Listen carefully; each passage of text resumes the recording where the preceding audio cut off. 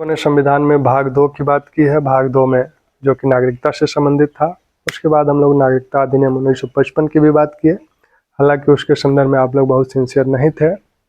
आज हम लोग भाग 3 की बात करेंगे, जो कि मूलाधिकारों से संबंधित है। मूलाधिकारों का उल्लेख फ्रांसीसी क्रांति में हुआ, अमेरिकी संविधान में भी हुआ है, लेकिन भारतीय संविधान में मूलाधिकारों का जो उल्लेख है वो बहुत ही विस्तृत है। हमारे राष्ट्रीय नेताओं ने ब्रिटिश काल के दौरान भी ब्रिटिश सरकार और संसद से नागरिकों को मूलाधिकार प्रदान करने की बात की, लेकिन उन मांगों को नहीं माना गया। फलस्वरूप जब संविधान बना तो हमारे संविधान निर्माताओं ने भाग 3 में इसका विस्तार से उल्लेख किया। मूलाधिकारों में आज हम लोग देखेंगे कि कितने प्रकार के मूलाधिकार हमें प्रदान है और वो कौन कौन से अनुच्छेद हैं, उनके विषय क्या हैं।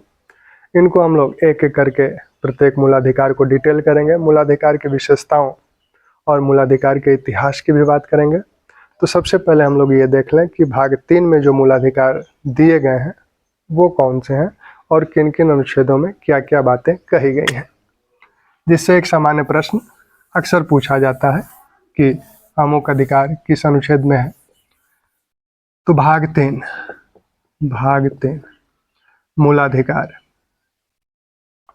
मूलाधिकार इसका टाइटल है मूलाधिकार फंडामेंटल राइट्स।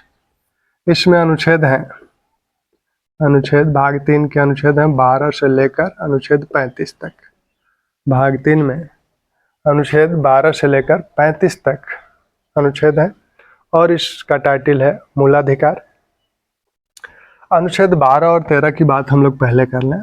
अनुच्छेद 12 में यह बताया गया है कि इसका टाइटल है परिभाषा। अब किस चीज की परिभाषा इसमें दी जा रही है? राज्य की परिभाषा दी जा रही है कि यह कहा जा रहा है कि इस भाग के उपबंधों में राज्य शब्द जो बार बार आएगा उसका मतलब क्या होगा। तो राज्य शब्द की परिभाषा इसमें दी गई है अनुच्छेद 12 में कि इस भाग में राज्य शब्द जो बार बार आएगा, जगह जगह आएगा, उसका मतलब क्या होगा। तो राज्य को डिफाइन किया गया है। फिर सर्वोच्च न्यायालय ने राज्य को किस प्रकार से आगे डिफाइन किया है उसकी बात भी हम लोग आगे करेंगे। अनुच्छेद 13 कहता है कि मूलाधिकारों से असंगत और उनका अल्पीकरण करने वाली विधियों का क्या होगा। मूलाधिकारों से जो असंगत विधियां बनेंगी या जो पहले से विधियां हैं और उनका अगर अल्पीकरण, उनसे असंगत है या उनका अल्पीकरण करती हैं, तब उन विधियों का क्या होगा। तो उस विषय में अनुच्छेद 13, जो कि बहुत ही महत्वपूर्ण अनुच्छेद है, यह बताया गया है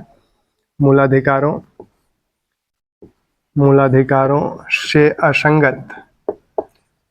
से असंगत और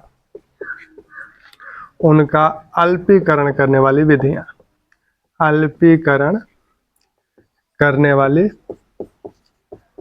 विधियां, तो मूलाधिकारों से जो विधियां असंगत हैं, पहले से जो विधि प्रवृत्ति विधि है जो पहले से चली आ रही है या जो बाद में बनाई जाती है, उनका क्या होगा। इस पे सर्वोच्च न्यायालय की जो व्याख्याएं हैं उसकी भी बात हम लोग जब इसको डिटेल करेंगे तो करेंगे।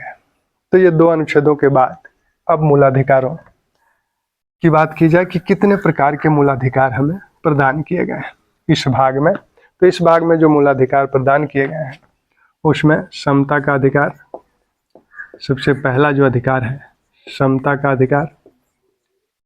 समता के अधिकार का उल्लेख किन अनुच्छेदों में हुआ है? अनुच्छेद 14 से लेकर अनुच्छेद 18 तक के अनुच्छेदों में समता के अधिकार का उल्लेख हुआ है। दूसरा स्वतंत्रता का अधिकार, इसका उल्लेख अनुच्छेद 19 से लेकर 22 तक के अनुच्छेदों में हुआ है। फिर शोषण के विरुद्ध अधिकार, शोषण के विरुद्ध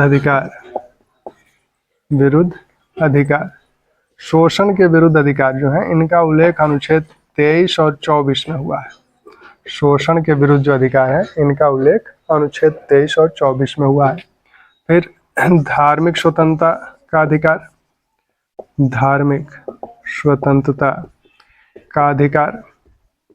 धार्मिक स्वतंत्रता के अधिकार का उल्लेख अनुच्छेद 25 से लेकर 28 तक के अनुच्छेदों में हुआ है। फिर कुछ विशेष जो अल्पसंख्यक वर्ग हैं उनके संस्कृत एवं शिक्षा संबंधी जो अधिकार है, संस्कृत एवं शिक्षा संबंधी अधिकार, शिक्षा संबंधी अधिकार, इनका उल्लेख अनुच्छेद 29 और 30 में हुआ है, अनुच्छेद 29 और 30 में हुआ है। फिर एक पार्ट इसका है भाग 3 में, कुछ विधियों की व्यावृत्ति, इस टाइटल से कुछ विधियों की व्यावृत्ति, कुछ विधियों की व्यावृत्ति यानी शेविंग ऑफ सर्टेन लॉज, कुछ विधियों की व्यावृत्ति। इसमें अनुच्छेद 31 का और 31 ग, ये 3 अनुच्छेद इसमें है। फिर संवैधानिक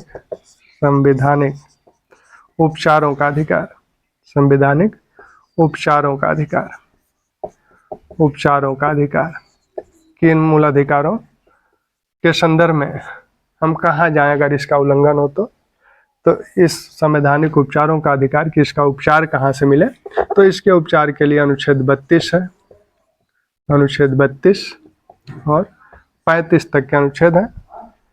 तो इसको हम लोग जो कुछ विधियों की व्यावृत्ति इसको हटा दें तो हमें जो मूलाधिकार प्राप्त होते हैं वो हैं 6 मूलाधिकार हैं। समता का अधिकार, स्वतंत्रता का अधिकार, शोषण के विरुद्ध अधिकार, धार्मिक स्वतंत्रता का अधिकार, संस्कृति एवं शिक्षा संबंधी अधिकार, संवैधानिक उपचारों का अधिकार।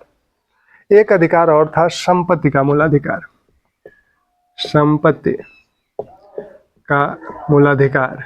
ये मूल संविधान में था लेकिन बाद में 1978 में 44वें संविधान संशोधन के तहत इसे समाप्त कर दिया गया। इसका उल्लेख अनुच्छेद 31 में था और अनुच्छेद 19 में था। 44वें संविधान संशोधन के तहत संपत्ति का मूलाधिकार समाप्त हो गया। पहले 7 प्रकार के मूलाधिकार प्राप्त थे, अब सिर्फ 6 प्रकार के मूलाधिकार हैं। समता का अधिकार जिसका उल्लेख अनुच्छेद 14 से अनुच्छेद 18 तक के अनुच्छेदों में किया गया है। स्वतंत्रता का अधिकार जिसका उल्लेख अनुच्छेद 19 से अनुच्छेद 22 तक के अनुच्छेदों में किया गया है। शोषण के विरुद्ध अधिकार जिसका उल्लेख अनुच्छेद 23 और 24 में किया गया है। धार्मिक स्वतंत्रता का अधिकार जिसका उल्लेख अनुच्छेद 25 और 28 में किया गया है। संस्कृति एवं शिक्षा संबंधी अधिकार जिसका उल्लेख अनुच्छेद 29 और 30 में किया गया है। संवैधानिक उपचारों का अधिकार जिसका उल्लेख मूलतः अनुच्छेद 32 में किया गया है। ठीक, अब हम लोग ये देखें कि समता के अधिकार में जो अनुच्छेद 14 से 18 तक के अनुच्छेद हैं इनमें क्या क्या बातें कही गई हैं। इन सभी अधिकारों को हम लोग अलग से डिटेल करेंगे क्योंकि मूल संविधान में जो बातें की गई थी बाद में इनका विस्तार होता गया। सर्वोच्च न्यायालय के उस पर कुछ डिसीजन आते गए, संसद ने संशोधन करके इनका विस्तार किया या इन पर कुछ बंधन लगाए, तो उनकी बातें हम लोग जब इनको डिटेल करेंगे तभी हो पाएंगी। तो समता का अधिकार, समता का अधिकार, समता के अधिकार का पहला अनुच्छेद है 14, अनुच्छेद 14। यह कहता है विधि के समक्ष समता, विधि के समक्ष समता। अनुच्छेद 14 का टाइटल है विधि के समक्ष समता, यानी विधि के समक्ष सब लोग समान होंगे। अनुच्छेद 15, अनुच्छेद 15 कहता है कि धर्म, मूल वंश, जात, लिंग, जन्म स्थान के आधार पर किसी भी नागरिक के साथ कोई विभेद नहीं किया जाएगा। यानी धर्म, मूल वंश, जाति, लिंग, जन्मस्थान, जन्मस्थान के आधार पर विभेद का निषेध, विभेद का प्रतिषेध या निषेध। अब अनुच्छेद 15 में मूल संविधान में सिर्फ 3 भाग थे। एक भाग तो ये कहता था कि राज्य धर्म, मूल वंश, जात, लिंग, जन्मस्थान के आधार पर किसी नागरिक के साथ किसी प्रकार का कोई विभेद नहीं करेगा। विभेद नहीं करेगा किन आधारों पे? ये 5 आधार हैं, धर्म, मूल वंश, जात, लिंग और जन्मस्थान के आधार पर। फिर कहता है कि कोई नागरिक भी कुछ स्थितियों में, जैसे जो सार्वजनिक कुआं है, सार्वजनिक दुकानें हैं, होटल हैं, रेस्तरां हैं, वहाँ जाने के संदर्भ में इन आधारों पे किसी नागरिक के साथ कोई भी भेद नहीं करेगा। फिर भाग 3 कहता है कि राज्य स्त्रियों और बालकों के लिए कुछ विशेष उपबंध करने के लिए, उनकी उन्नति के लिए अगर राज्य चाहता है कि कुछ उनके लिए विशेष उपबंध किए जाए, तो अगर राज्य ऐसा करता है तो राज्य को ऐसा करने के लिए 15(1) उन्हें नहीं, राज्य को नहीं रोकेगा। यानी राज्य ऐसा कर सकता है। अगर मान लीजिए स्त्रियों के संदर्भ में कुछ विशेष उपबंध किया जाता है तो ये कहा जा सकता है कि लिंग के आधार पर भेद किया जा रहा है। तो ये बात उसी समय स्पष्ट कर दी गई है कि ऐसा राज्य कर सकता है। स्त्रियों और बालकों के लिए कुछ विशेष उपबंध करने के लिए राज्य कोई प्रावधान कर सकता है। राज्य को ऐसा करते समय ये अनुच्छेद 15(1) उसे नहीं रोकेगा। तो ये 3 भाग थे मूल संविधान में। बाद में अन्य भाग इसमें जोड़े गए, 15(4), 15(5), 15(6). अब इसमें जो अन्य भाग जोड़े गए उसमें पहले संविधान संशोधन के तहत ये जोड़ा गया कि सामाजिक और शैक्षिक रूप से पिछड़े हुए वर्गों, अनुसूचित जातियों, जनजातियों के लिए अगर राज्य कुछ विशेष उपबंध करता है तो 15(1) उसे नहीं रोकेगा। फिर शैक्षणिक संस्थाओं में आरक्षण की बात हुई 15(5) में, जिसमें कहा गया कि सामाजिक और शैक्षिक रूप से पिछड़े हुए। यहाँ जिस शब्दावली का प्रयोग है वो है सामाजिक और शैक्षिक रूप से पिछड़े हुए।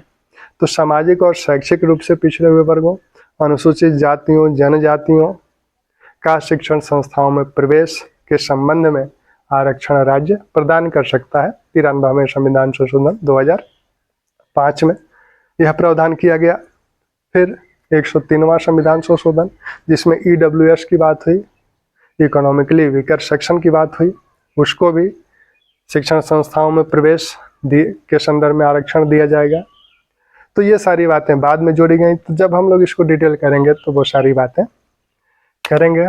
16 लोक नियोजन में अवसर की क्षमता, यही नौकरियों, इसी में नौकरियों के आरक्षण की बात की गई है। लोक नियोजन में यानी जो सार्वजनिक पद है उसमें नियोजित करने के संदर्भ में अवसर की क्षमता दी जाएगी। यानी इसमें राज्य द्वारा किसी के साथ, ये जो 5 आधार हैं वो तो यथावत है ही, धर्म, मूलवंश, जाति, लिंग, जन्मस्थान, उद्भव और निवास के आधार पर कोई भी भेद नहीं करेगा। राज्य लोक नियोजन में अवसर की क्षमता प्रदान करते समय इस बात का ध्यान रखेगा कि धर्म, मूलवंश, जात, लिंग, जन्मस्थान, उद्भव और निवास के आधार पर कोई भी भेद न हो किसी के साथ। अब यहाँ जैसे नौकरियों के संदर्भ में कुछ शैक्षणिक अर्हताएं होती हैं, तो वो जो शैक्षिक अर्हताएं हैं यहाँ ये तो कहा ना गया है कि उसके आधार पर आप विभेद नहीं करेंगे, उसके आधार पर राज्य विभेद करेगा।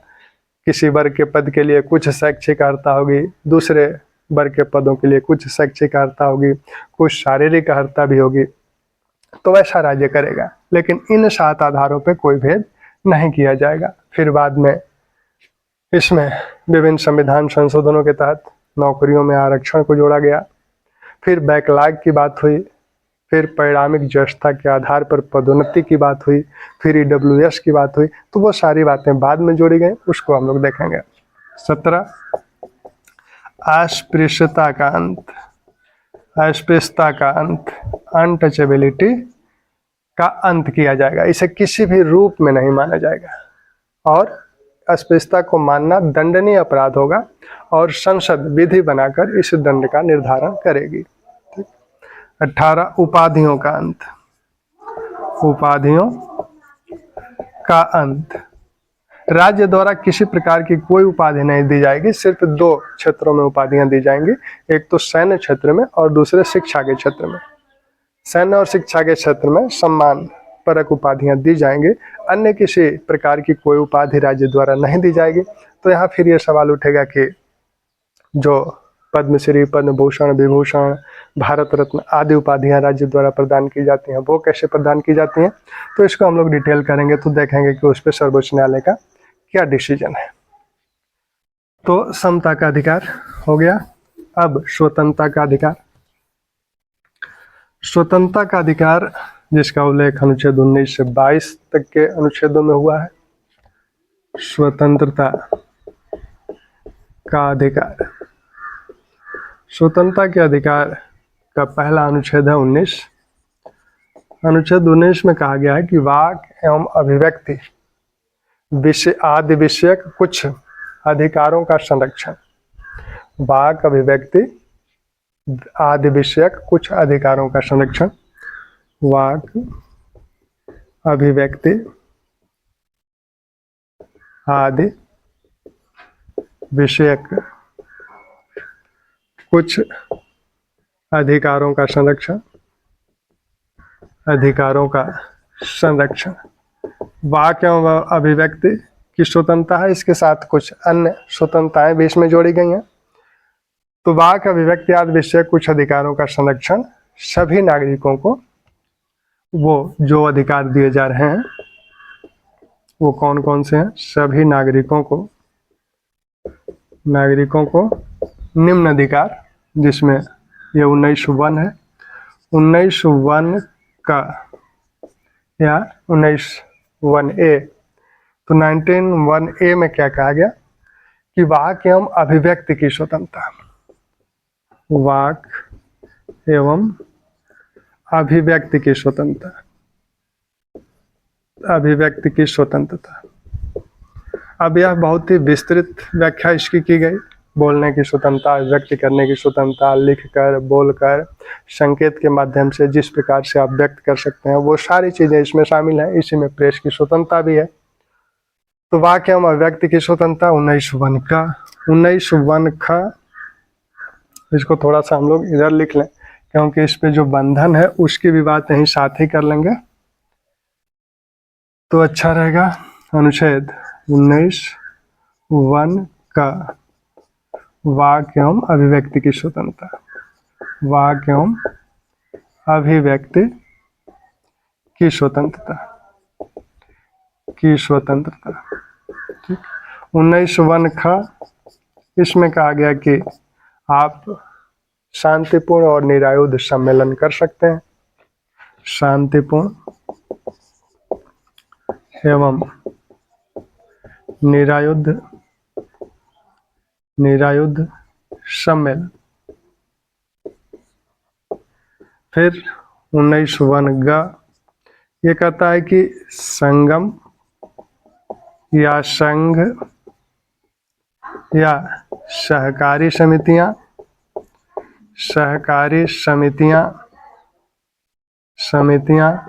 बनाने की स्वतंत्रता। 19(1) कहता है कि आप भारत के राज्य क्षेत्र में कहीं भी संचरण कर सकते हैं, कहीं भी घूम सकते हैं। तो भारतीय राज्य क्षेत्र में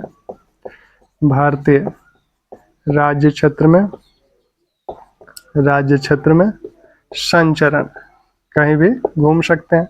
जब संचरण करेंगे तो फिर निवास की बात आएगी। तो निवास और बसने की स्वतंत्रता।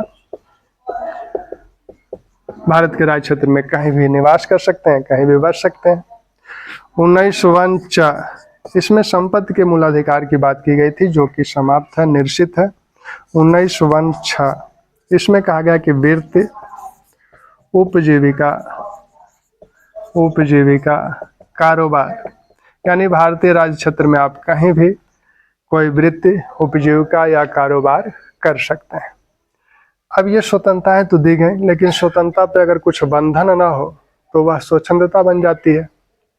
तो ऐसे में संविधान निर्माताओं ने ये जो स्वतंत्रता दी, इसी के साथ साथ इनके बंधनों की भी बात कर दी।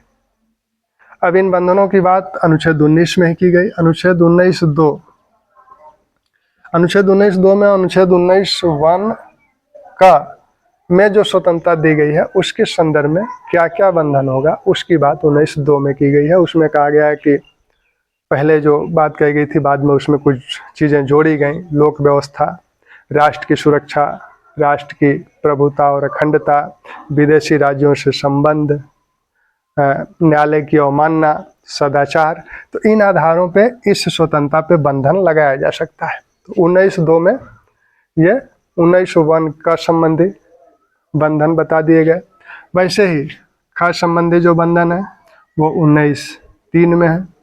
19(3) में इसमें कहा गया कि राज्य की प्रभुता और अखंडता और लोक व्यवस्था के आधार पर इस पर बंधन लगाया जा सकता है, शांतिपूर्ण और निरायुध सम्मेलन संबंधी स्वतंत्रता पर। वैसे ही 19(4) में जो 19(1) ग की स्वतंत्रता है उसके संदर्भ में बंधनों की बात की गई। इसमें भी वही बात की गई कि राष्ट्र की प्रभुता, अखंडता, लोक व्यवस्था और साथ में सदाचार के आधार पर इस पर बंधन लगाया जा सकता है। ये जो 2 स्वतंत्रताएं हैं, भारतीय राज्य में कहीं भी संचरण की स्वतंत्रता और भारतीय राज्य में कहीं भी निवास और बसने की स्वतंत्रता, इस संदर्भ में जो बंधन है वो 19(5) में दिए गए हैं। इसमें कहा गया है कि जनता के हित में और अनुसूचित जनजातियों के हित में इन स्वतंत्रताओं पर बंधन लगाया जा सकता है। मान लीजिए कोई क्षेत्र अनुसूचित जनजातियों के लिए आरक्षित है जिससे उनकी संस्कृति संरक्षित रहे, तो वहाँ प्रवेश से रोका जा सकता है, वहाँ आप संचरण नहीं कर सकते, वहाँ आप बस नहीं सकते। तो ये 19(5) में ये बंधन दिए गए हैं। और 19(6) संबंधी बंधन 19(6) में दिए गए हैं। ठीक, इसमें कहा गया है कि जनता के हित में बंधन लगाया जा सकता है। साथ में ये भी कहा गया कि वित्त उपजीविका कारोबार के संदर्भ में कुछ अहर्ताएं, जो तकनीकी अहर्ताएं होंगी, जैसे मान लीजिए आप डॉक्टरी का पेशा करना चाहते हैं, तो डॉक्टरी का पेशा करने के लिए आपको MBBS करना होगा, MS करना होगा। आप ऑपरेशन करना चाहते हैं तो MBBS करके भी ऑपरेशन नहीं कर सकते, MS करना होगा। आप कहें कि हम कुछ नहीं करेंगे, हमें वित्त उपजीविका कारोबार की स्वतंत्रता मिली हुई है, हम ऐसे चल के बैठ जाएं, तो ऐसा नहीं कर सकते। उसके लिए राज्य बंधन लगाएगा, कुछ अहर्ताएं निर्धारित करेगा जो कि जनता के हित में होगी। ठीक, तो ये 19 संबंधी जो अधिकार हैं। अब इस स्वतंत्रता के अधिकार में जो अनुच्छेद 20 की बात कही गई, स्वतंत्रता के अधिकार को 19 में जो डिटेल किया गया, उसके बाद 20 अपराधों के लिए दोष सिद्धि के संबंध में संरक्षण। 20 अनुच्छेद 20 कहता है कि अपराधों के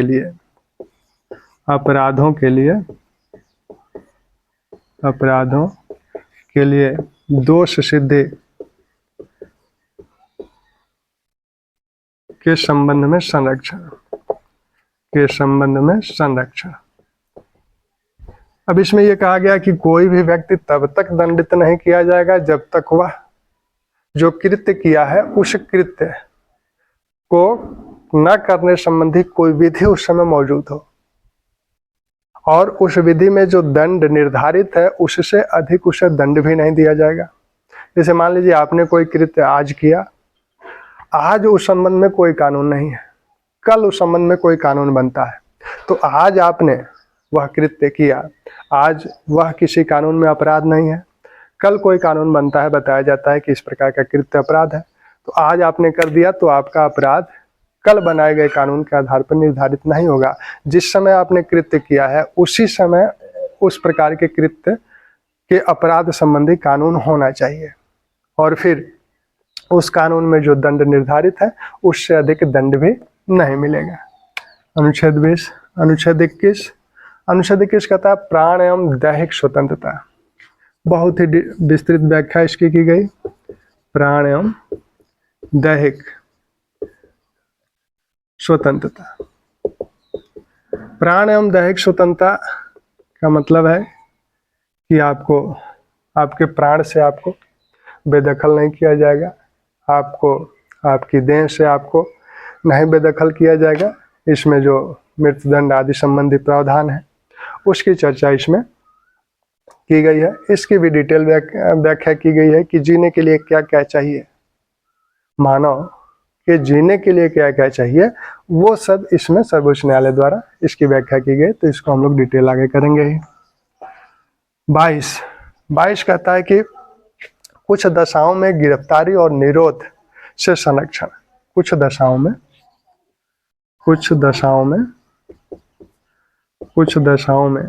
गिरफ्तारी गिरफ्तारी और निरोध, डिटेंशन, निरोध से संरक्षण।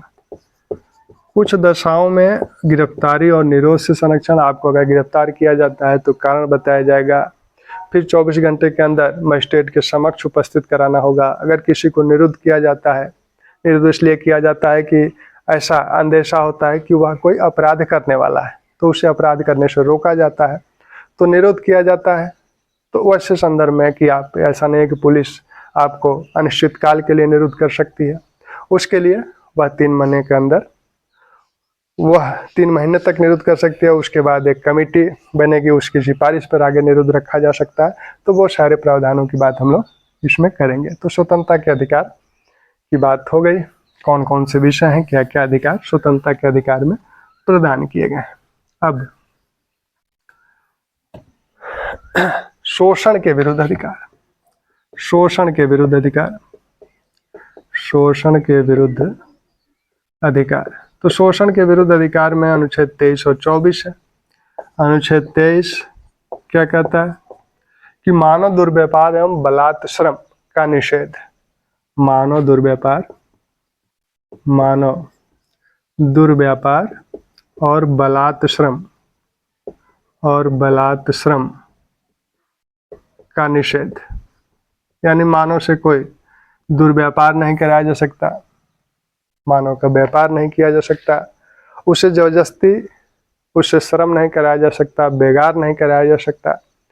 तो इस संबंधी जो बातें की गई अनुच्छेद 23 में की गई। अनुच्छेद 24 यह कहता है कि कारखानों आदि में बालकों के नियोजन पर प्रतिबंध, कारखानों आदि में बालकों के नियोजन, बालकों के नियोजन संबंधी प्रतिबंध, नियोजन पर प्रतिबंध। ठीक। अब कारखानों में बालकों, 14 वर्ष के बालकों को कारखानों और किसी परिसंकटमय कार्य में नहीं नियोजित किया जा सकता। ठीक। इसमें स्वतंत्रता के अधिकार में एक अधिकार की और बात हम लोग कर लें। स्वतंत्रता के अधिकार में, स्वतंत्रता के अधिकार में एक अधिकार छूटा है, और वो है अनुच्छेद 21 का, जो कि 86वें संविधान संशोधन द्वारा, 86वें संशोधन द्वारा ये जोड़ा गया। अब यह है शिक्षा का अधिकार, 21 का शिक्षा का अधिकार। 6 से 14 वर्ष तक के बच्चों को निःशुल्क और अनिवार्य शिक्षा देना या शिक्षा प्राप्त करना, यह मौलिक अधिकार बन गया है। 86वें संविधान संशोधन के तहत इसे जोड़ा गया। ठीक। अब शोषण के विरुद्ध अधिकार हो गया। अब धार्मिक स्वतंत्रता का अधिकार। धार्मिक स्वतंत्रता का, भारत एक धर्मनिरपेक्ष राज्य है, तो उसकी व्याख्या के संदर्भ में ये जो धार्मिक स्वतंत्रता का अधिकार है बहुत ही महत्वपूर्ण हो जाता है। धार्मिक स्वतंत्रता का अधिकार, धार्मिक स्वतंत्रता के अधिकार का उल्लेख अनुच्छेद 25 से 28 के अनुच्छेदों में किया गया है। तो अनुच्छेद 25 कहता है कि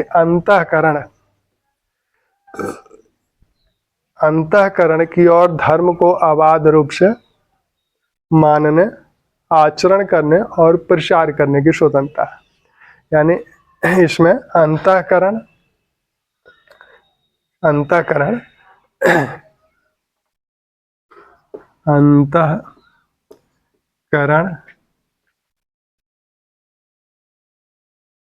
के साथ धार्मिक अंतःकरण और धर्म को अबाध रूप से मानने,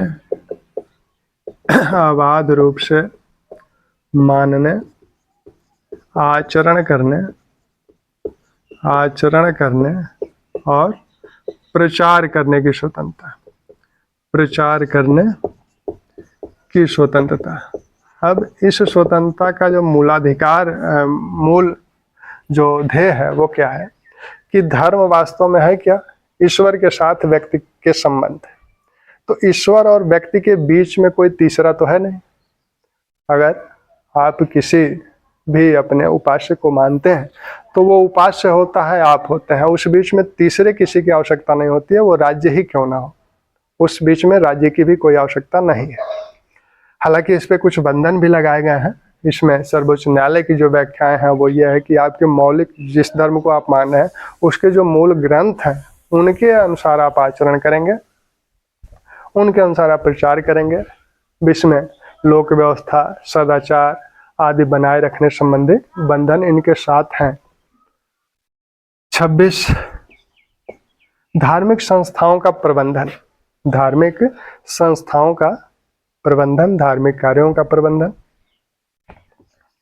तो धार्मिक कार्यों का प्रबंधन की स्वतंत्रता प्रत्येक धार्मिक समुदाय को दी गई। यह व्यक्ति को स्वतंत्रता नहीं है, यह स्वतंत्रता व्यक्ति को है। यह धार्मिक समुदायों और उसके भागों को यह स्वतंत्रता 26 मिली हुई है। 27 किसी विशिष्ट धर्म की अभिवृद्धि के लिए करों के संदाय से स्वतंत्रता। किसी विशिष्ट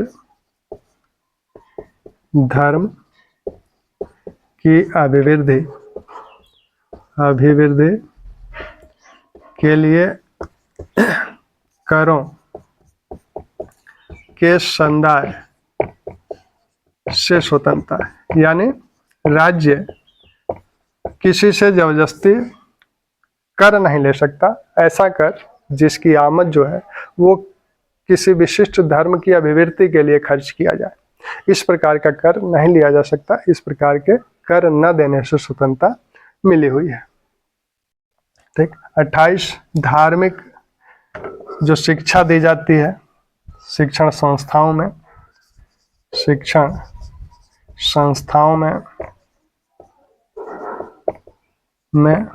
धार्मिक शिक्षा और वहाँ जो धर्म संबंधी अन्य कृत्य जो किए जाएंगे उसके संबंध में धार्मिक शिक्षा और उपासना संबंधी जो स्वतंत्रताएं हैं, धार्मिक शिक्षा व उपासना की स्वतंत्रता। अब यहाँ 3 प्रकार के शिक्षण संस्थाओं के विषय में बात की गई है कि ऐसे शिक्षण संस्थान जिनका पूरी तरह से वित्त पोषण राज्य द्वारा किया जाता है, वहाँ किसी प्रकार की कोई धार्मिक शिक्षा नहीं दी जाएगी, किसी प्रकार की कोई उपासना नहीं होगी। दूसरे वो हैं जिनका प्रबंधन तो राज्य कर रहा है लेकिन वो किसी ट्रस्ट के तहत स्थापित हैं और उस ट्रस्ट की नियमावली में यह है कि इस धर्म की शिक्षा इसमें दी जाएगी, तो वहाँ राज्य उसे नहीं रोकेगा। तीसरे वो हैं कि जो सरकार द्वारा मान्यता प्राप्त हैं या सरकार द्वारा वित्त पोषित हैं लेकिन पूर्णतः वो सरकार के अधीन नहीं है, यानी पूर्णतः वो सरकार द्वारा वित्त पोषित नहीं है।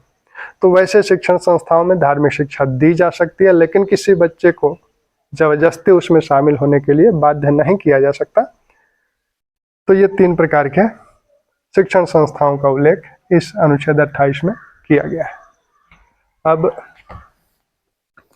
अनुच्छेद 29-30 जिसमें संस्कृति एवं शिक्षा संबंधी अधिकार की बात की गई है। संस्कृति एवं शिक्षा संबंधी अधिकार, शिक्षा संबंधी अधिकार। संस्कृति एवं शिक्षा संबंधी अधिकार में अनुच्छेद 29-30 है। अनुच्छेद 29 क्या कहता है कि यह जो अनुच्छेद 29 है ये कुछ अल्पसंख्यक वर्गों के हितों का संरक्षण, इसका टाइटल है अल्पसंख्यक वर्गों के हितों का संरक्षण। अब ये अल्पसंख्यक वर्ग कैसे हैं, कौन कौन से हैं? तो जो भाषा के आधार पर अल्पसंख्यक हैं, लिपि के आधार पर अल्पसंख्यक है और संस्कृति के आधार पर। तो भाषा, लिपि और संस्कृति, ये इन चीजों का संरक्षण करने का इनको अधिकार है। अपनी भाषा को संरक्षित करने का अधिकार है, अपनी लिपि को संरक्षित करने का अधिकार है, अपनी संस्कृति को संरक्षित रखने का अधिकार है इन्हें। अनुच्छेद 30 शिक्षण संस्थाओं की स्थापना और प्रबंधन, अल्पसंख्यक वर्गों द्वारा शिक्षण संस्थाओं की स्थापना और प्रबंधन। तो अल्पसंख्यक वर्ग है, ये किस प्रकार के अल्पसंख्यक वर्ग हैं? यहाँ धर्म और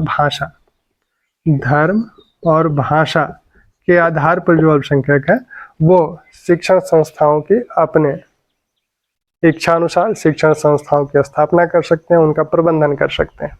अब ये किस प्रकार के शिक्षण संस्थान होंगे? आवश्यक नहीं कि ये धार्मिक शिक्षण संस्थान हो, ये किसी भी विषय संबंधी शिक्षण संस्थान हो सकते हैं। ठीक।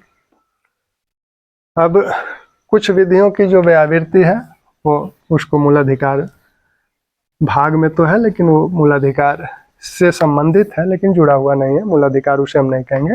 तो उसमें जो अनुच्छेद 31 की बात की गई थी जो कि संपत्ति का मूलाधिकार था, समाप्त हो गया। अनुच्छेद 31 का जो कि प्रथम संविधान संशोधन के तहत जुड़ा था, इसमें कहा गया कि कुछ विधियां जैसे संपत्ति के अर्जन संबंधी जो बातें की गई थी, इसमें संपत्ति के अर्जन संबंधी उपबंध कि राज्य किस प्रकार से संपत्ति का अर्जन कर सकता है, किसी निगम का समामेलन कर सकता है, जो पट्टे दिए गए हैं उन्हें समाप्त कर सकता है, उनमें संशोधन कर सकता है, ये सारे अधिकार दिए गए।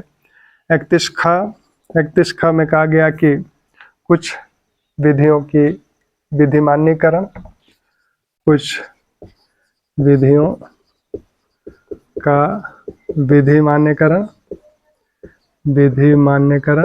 इसी में अनुसूची 9 की बात की गई है।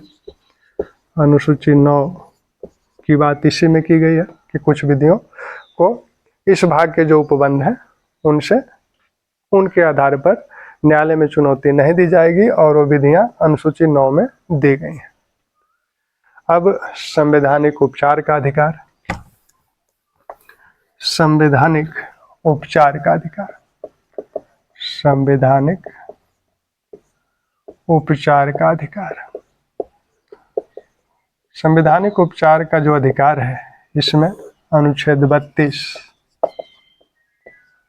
में कहा गया कि इस भाग में दिए गए अधिकारों को प्रवर्तित कराने संबंधी उपचार, इस भाग में प्रदत्त अधिकारों को प्रवर्तित कराने संबंधी अधिकार।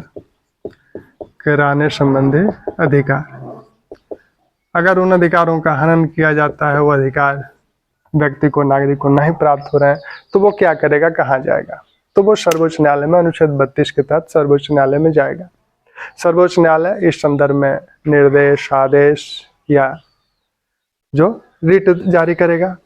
तो 5 प्रकार के रिटों की भी बात इसी में की गई है। बंदी प्रत्यक्षीकरण, परमादेश, प्रतिषेध, इसी में अधिकार परीक्षा और उत्प्रेषण, ये 5 प्रकार के रिटों का भी उल्लेख इसी 32 में किया गया है।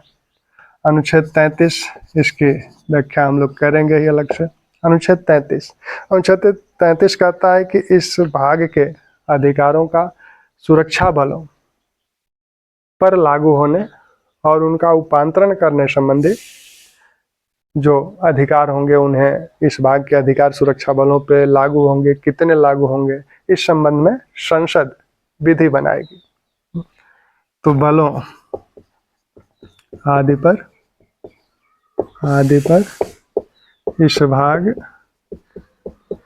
के उपबंधों